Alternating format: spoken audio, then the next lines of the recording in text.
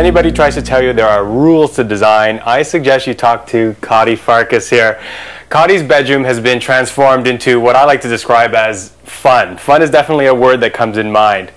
Cotty, tell us about the room and what were you thinking when you were designing the room? Well, Peter, the first thing that happened was that I was antiquing and I found this peacock that totally amazed me, and I've always loved the colors of a peacock, the greens and the blues. Oh, okay. And that's what inspired me to make this room into something like that.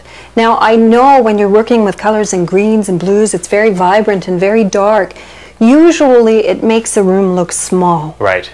But in this case, the room seems more opened up because of a couple of reasons.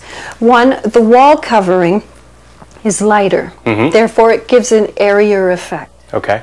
The ceiling, being covered in fabric... Such a great idea. Thank you very much. Opens up the space and makes the ceiling look like it's floating, so you really don't even know where the ceiling begins. Right, because we're just dealing with a standard 8-foot ceiling in here. That's absolutely right. Okay, and the room itself is only 8 by 10, we should mention, plus the small alcove. Exactly. Okay, you designed some of the key pieces of furniture in here, the bed and an amazing, amazing side table. Thank you.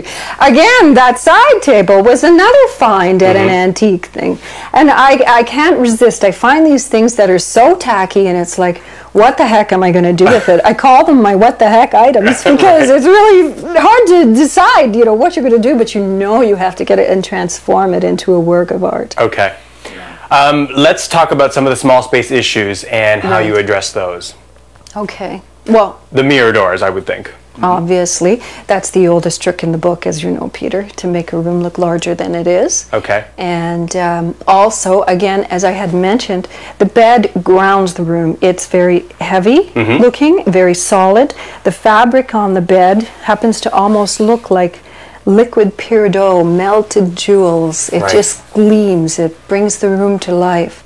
But everything that surrounds it, except for this cabinet, is light and airy. And that's what gives you that sense of space. Plus, you have to maintain the amount of items you put in the room. As you can see, there isn't any artwork on the walls because I consider the wall covering itself the artwork. Exactly. And the furniture, there's sculptural. Absolutely. And that's another reason why the mirror is fantastic, because it reflects all these sculptural pieces in the mirror. So it piques the person who's in the room. It piques their interest. Very interesting glass doors there, but then you used another material on top of the glass. Yes, I did. That is a polyvinyl carbonate. And that product, again, gives that light and airy feel. It has somewhat of a transparency, like it would let light penetrate through it. And at the same time, hides all those things you don't want people to see. Good idea in a small space. Absolutely. And then you do have the one alcove, which you floated a bench.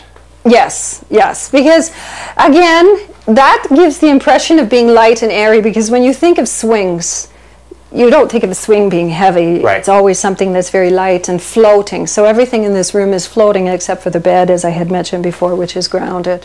So Cotty, tell us a little bit about storage for the room. Well, Peter, you know from the shots you've seen of the before space that storage was a very big problem.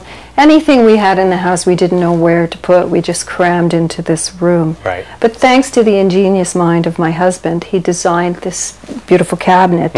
And as you can see, his style of design tends to follow a more formal, functional way, in contrast to mine, which tends to be more about form. So the two minds, I guess, work out quite well. You're more all about form, he's all about function. We should also mention that this room is a guest room, which I'm very much hoping that Cotty will invite me to stay at, because it seems like a wonderful little retreat.